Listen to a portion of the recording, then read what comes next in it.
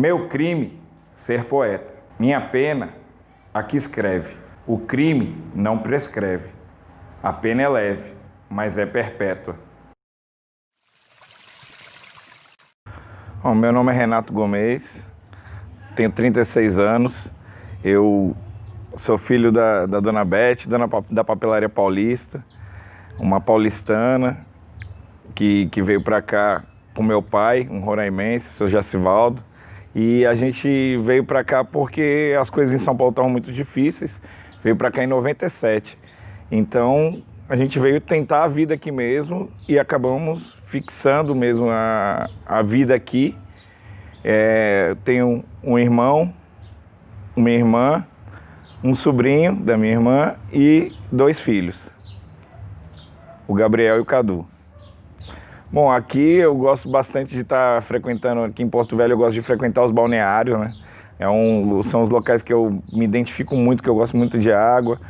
Eu me adaptei muito aos hábitos de comer peixe aqui, que é uma coisa que em São Paulo a gente não tinha muito. Então estar frequentando os balneários, comendo um peixinho é uma das coisas que eu mais gosto de fazer aqui em Porto Velho. Quando eu era pequeno, a minha mãe sempre incentivou muito a leitura dentro de casa. Então, ela tinha vários clássicos da literatura, tinha coleções que meu avô tinha passado para ela já. E eram livros capa duras, encadernados, e aquilo sempre me chamou muita atenção. Eu sempre gostei muito de estar em contato com aqueles livros. Tanto que quando eu saí da casa dela para seguir minha vida, que eu tive minha casa, casei e tudo mais, a única coisa que eu quis levar foi esses livros e a máquina de escrever que tinha lá. Porque era uma coisa que me identificava muito, que me deixava muita vontade de estar ali em contato com aqueles livros. Então eu comecei um contato muito grande com a literatura a partir dali. E com meu pai, a partir do samba, das músicas que ele ouvia muito, todo domingo ele ia lavar o carro, aí eu ajudava ele a lavar o carro e a gente ficava ouvindo samba, pagode, e eu ouvia muita música na minha infância com ele e na minha adolescência. Primeira vez que eu escrevi alguma coisa foi ainda no ensino fundamental, lá em São Paulo. Eu estudava no SESI e o fato que me marcou muito foi que teve uma feira de cultura e tinha alguns trabalhos que eram de ciências, manuais, aquelas coisas sempre que a gente faz, vulcão com bicarbonato de sódio e tal. Nenhum dos meus trabalhos foi aprovado para a feira de cultura. E eu fiquei em casa muito chateado, nem queria ir para o dia da feira de cultura.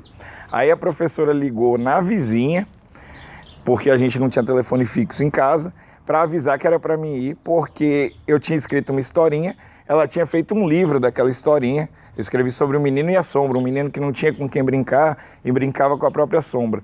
Uma das meninas que desenhava na escola tinha ilustrado esse livro, e a partir disso eu tinha que ir para lá dar uma tarde de autógrafos e vender aquele livro por um preço simbólico, acho que era 50 centavos na época, para quem estivesse visitando a Feira de Cultura.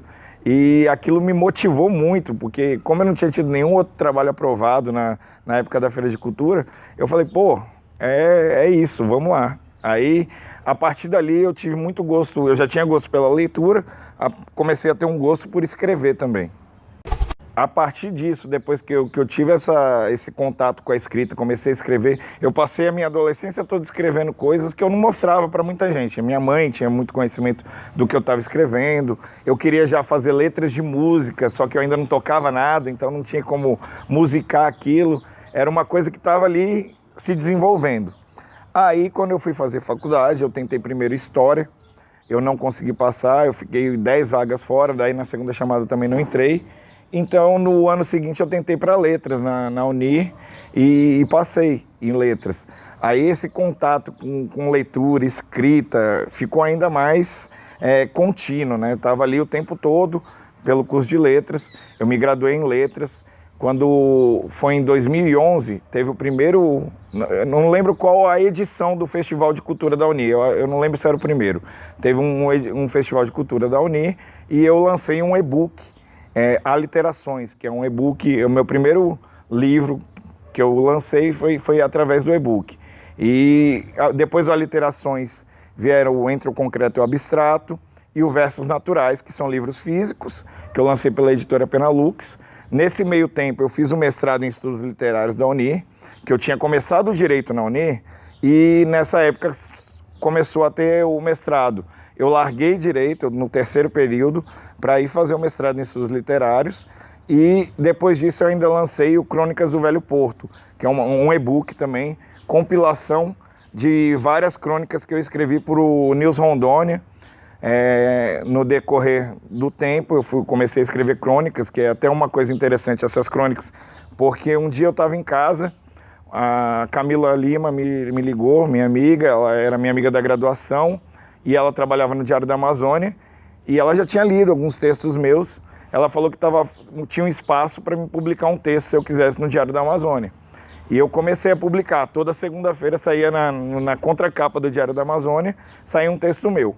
Depois de um tempo eu comecei a mandar para alguns sites, então eu comecei a publicar também no Gente de Opinião e no News Rondônia. E a partir disso, o meu trabalho foi ficando ali contínuo, porque eu escrevia toda semana. Então depois eu compilei os melhores textos e montei um e-book e lancei também para que mais pessoas pudessem ter acesso a esses textos. Eu acho que o objetivo de todo escritor é ser lido, é comunicar de alguma forma, passar aquilo que ele escreve para alguém ver, e então eu queria expandir mais. Então, por isso eu fiz o e-book também, o Crônicas do Velho Porto. Os dois e-books, inclusive, até hoje estão disponíveis para download gratuito no News Rondônia. Assim, da questão de lançar um livro físico em Porto Velho. Eu lancei 2 livros físicos, o Entre o Concreto e o Abstrato e o Versos Naturais.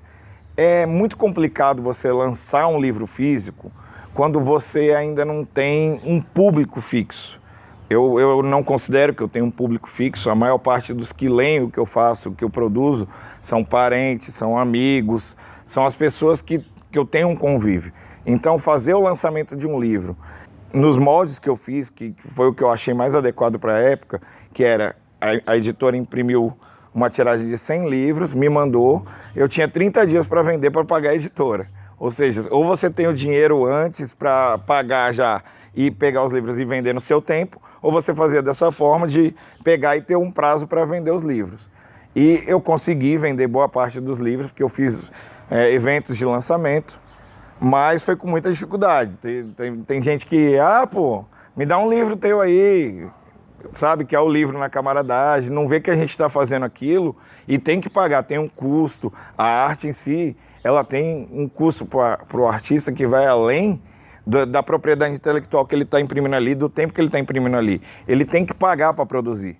Essa é uma realidade difícil aqui do artista em Porto Velho, e eu julgo que não só em Porto Velho, no Brasil como um todo, tem essa dificuldade do artista ter que pagar para produzir.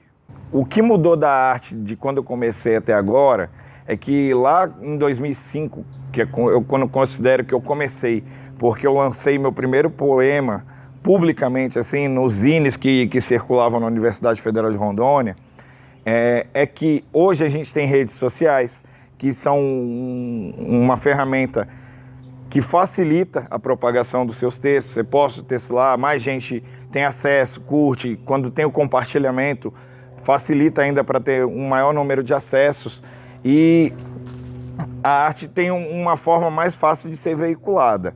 Só que eu acho que o grande problema das redes sociais é que muitas vezes você posta seu trabalho lá e ele não atinge um público por causa dos logaritmos que tem nas redes sociais e tudo mais.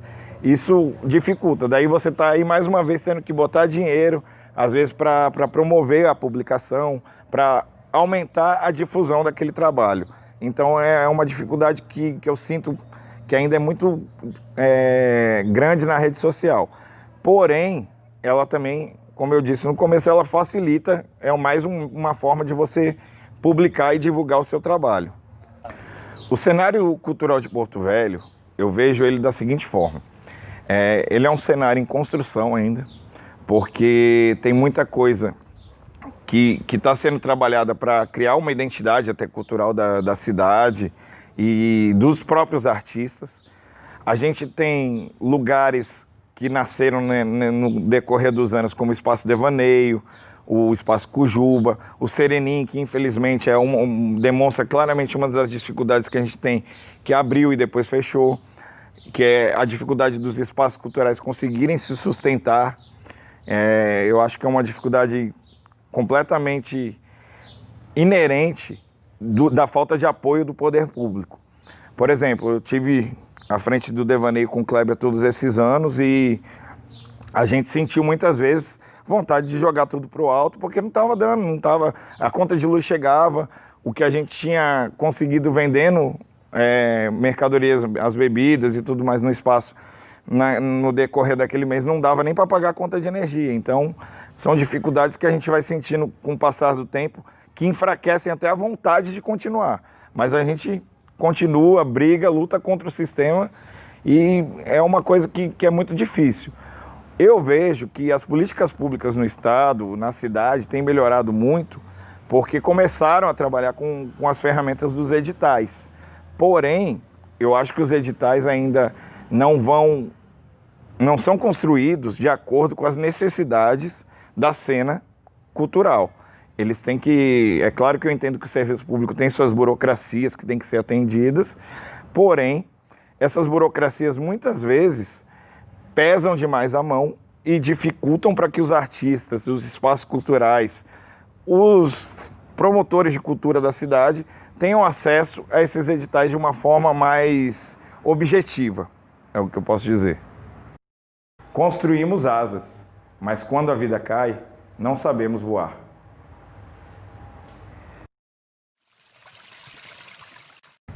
Bom, eu acho que assim, a felicidade, sobre ser feliz, não dá pra gente dizer que a gente é feliz. Eu acho que a felicidade é um estado. A gente tem momentos de felicidade. Então tem hora que a gente é feliz, que a gente está feliz, e tem hora que a gente não consegue, principalmente como o mundo está hoje. Eu acho que essa ascensão do conservadorismo fascista que tem tomado conta do mundo dificulta muito qualquer estado de felicidade. Eu tenho uma vida feliz, tranquila, meus filhos são criados com respeito, saúde, são crianças altamente felizes assim no decorrer do dia a dia deles.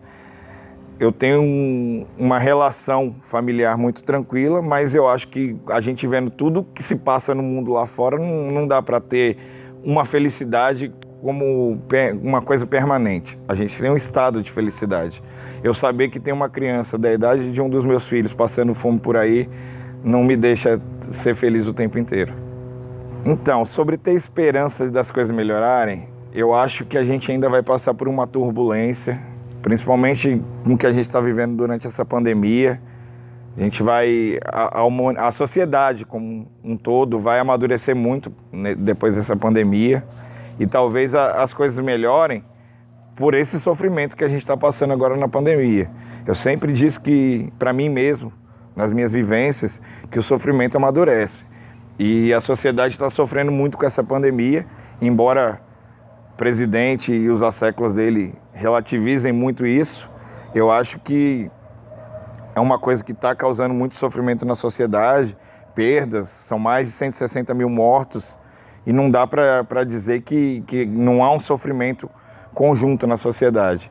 Então, após tudo isso, após essas políticas equivocadas que estão sendo trabalhadas pelo governo federal e até pelos governos estaduais, municipais, que adotam uma mesma política, a gente vai amadurecer enquanto sociedade, vai melhorar as escolhas no âmbito político e talvez as coisas melhorem mais rápido do que a gente espera. Eu não tenho tanta esperança de que melhore rápido, mas talvez elas melhorem mais rápido do que essa minha esperança pode prever.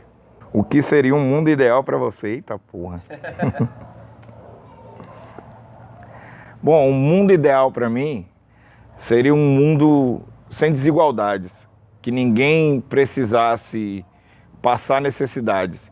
Uma das coisas que eu acho que tem que ser conservadas, e aí sim tem que ter um conservadorismo delas, são os direitos humanos.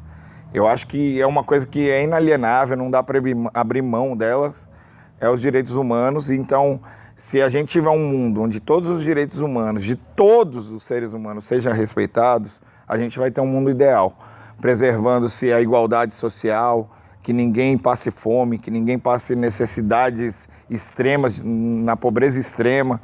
E se a gente chegar num mundo assim, coeso na divisão das riquezas, a gente vai ter um mundo ideal. Bom, daqui 10 anos eu acho que eu vou estar mais velho, evidentemente, só que com uma bagagem maior também. Do mesmo modo que hoje eu olho para trás, para 10 anos atrás, lá mais ou menos quando eu lancei o Aliterações, e eu vejo muitos poemas daquele livro, eu tenho mania de reler meus livros de vez em quando, eu vejo muitos poemas daquele livro que não se identificam mais na minha poesia hoje. Eu acho que daqui 10 anos eu vou olhar para trás e ver alguns textos também que não vão se identificar. Não que eu me arrependa, porque eu acho que tudo isso é uma bagagem que foi construindo quem eu sou hoje, mas talvez eu olhe para eles e pense, pô, hoje eu faria de outro jeito. Hoje eu falaria sobre esse tema, sobre esse determinado assunto, eu faria essa poesia aqui de uma forma diferente. Como pessoa, daqui 10 anos, eu acho que eu vou ser, assim, um pai realizado, porque principalmente durante essa pandemia, trabalhando ali com os meus filhos, estudando com eles no dia a dia, ensinando as disciplinas para eles, eu acho que ficou ainda mais claro para eles o quanto é importante a educação na vida das pessoas, a educação no nosso desenvolvimento como cidadão, e eles me corresponderam de formas muito positivas. Eu acho que como pessoa, eu não consigo pensar em mim como pessoa sem pensar em ser pai, que é a primeira coisa que eu sou. Acho que na minha vida, depois que eu fui pai, eu não consigo ser outra coisa antes de tudo. Então, como pessoa, eu acho que daqui 10 anos eu vou ser um pai realizado, porque que nem o Gabriel vai ter 22 anos, o Cadu vai ter 18, eles vão estar ali no desenvolvimento da vida adulta deles, para começar a angariar as conquistas, os sonhos, realizar os sonhos deles. Então, eu espero estar lá para ver tudo isso, acompanhar e me realizar com cada realização deles. De quando eu comecei para cá, eu acredito que a minha arte evoluiu no sentido de eu pensar muito os textos. Antes eu era muito imediatista. Eu pensava um texto, eu escrevia do jeito que eu escrevia a primeira vez, ele ficava. Hoje não, eu produzo um texto, eu analiso muito mais, depois da bagagem também da graduação e do mestrado, eu analiso ele não só pela ótica da criação, do processo de criação, mas pela ótica de uma crítica literária. Eu penso nele como um objeto que pode ser analisado por um crítico, e a partir disso eu reviso o texto por várias vezes antes dele chegar ao produto final. Então, eu acho que o que evoluiu na minha arte de quando eu comecei até aqui é a análise daquilo que eu estou produzindo de uma forma mais consistente. Assim, eu me considero um poeta em evolução ainda. Acho que a minha arte não chegou no ápice desse amadurecimento do processo criativo. Eu tenho muito ainda a aprender, a ler, para poder trabalhar isso muito. Mas eu me sinto realizado por vários objetivos que eu atingi na vida. Por exemplo, eu acho que a arte ela tem que ser difundida da melhor forma possível. Eu acho que a educação e a cultura têm que caminhar junto no seguinte passo. Os poetas locais deveriam ser abordados e trabalhados na sala de aula, por exemplo. E eu consegui atingir isso em alguns pontos. Eu tenho o cordel, uma pinguaria Matinta Pereira, que foi feito a partir do glossário do português da professora Anaí Gurgel, e a própria professora Anaí Gurgel pegou esse meu cordel depois de pronto e trabalhou na sala de aula na formação de professores. A Ana Maciel, poeta da cidade também, pegou esse meu cordel e trabalhou com alunos da rede pública. Então eu acho que essa disseminação da arte na educação, ela é necessária. E eu sou muito realizado por isso ter acontecido. Como eu disse, eu comecei a fazer poemas, escrever lá atrás, com o intuito disso virar músico um dia. E eu me sinto muito realizado com Os Indecentes, porque eu vi várias das minhas letras se tornarem músicas. Eu me tornei um músico, embora ainda tenha as minhas deficiências retrabalhadas. Eu acho que eu cresci muito como artista nesse processo também de não só mais ser um poeta, ser um músico, pensar de uma forma coletiva ali no trabalho com a banda, porque daí não é só um trabalho só meu, é um trabalho coletivo, e ver a realização desse sonho dos meus poemas virarem uma música, eu acho que é uma das realizações que eu sempre almejei. Então, essa evolução como artista e as realizações que eu já alcancei são coisas muito importantes para mim. E friso mais uma vez, é muito importante que a cultura seja disseminada junto com a educação. Se os poetas de Porto Velho, as pessoas que produzem arte em Porto Velho, não só os escritores, tivessem seus trabalhos disseminados nas escolas da rede pública local, isso facilitaria muito a compreensão das crianças que estão lá no ensino básico e médio sobre a arte, sobre o que é produzido na cidade de Porto Velho. Eles iam conhecer isso desde pequenos, desde novos, talvez até proporcionando que vários artistas em potencial que podem estar ali viessem a trabalhar com arte e, além do que, a arte seria mais conhecida, a arte local seria mais conhecida e difundida no estado e na cidade. Das minhas influências como músico e poeta, eu acho que a principal é Arnaldo Antunes, né? Eu tenho um apreço enorme pela poesia do Arnaldo Antunes, pelas músicas do Arnaldo Antunes, e sempre acompanhei a carreira dele. Eu acho que é a minha principal influência. Como professor, chorem os bolsominions, eu sou um adepto do Paulo Freire de forma ferrenha. Eu acho que o Paulo Freire é o maior pensador de educação do Brasil e, quiçá, do mundo, porque ele desenvolveu ali nos livros dele boa parte do que deve ser trabalhado na sala de aula e como deve ser trabalhado na questão da didática e da pedagogia. Tanto que na minha dissertação de mestrado, um dos principais pilares teóricos foi o Paulo Freire. Outras influências que eu tenho aí no âmbito da música são Renato Russo, Cazuza. Eu gosto muito do rock brasileiro dos anos 80, o que foi produzido no Brasil nos anos 80. Eu tenho as minhas influências no samba, que vieram lá do meu pai, como eu disse, Jorge Aragão, Alcione, Zeca Pagodinho. Eu acho que são fundamentais para a cultura popular brasileira. E na poesia também eu me identifico muito, muito, muito com o modernismo em si, como um todo ali.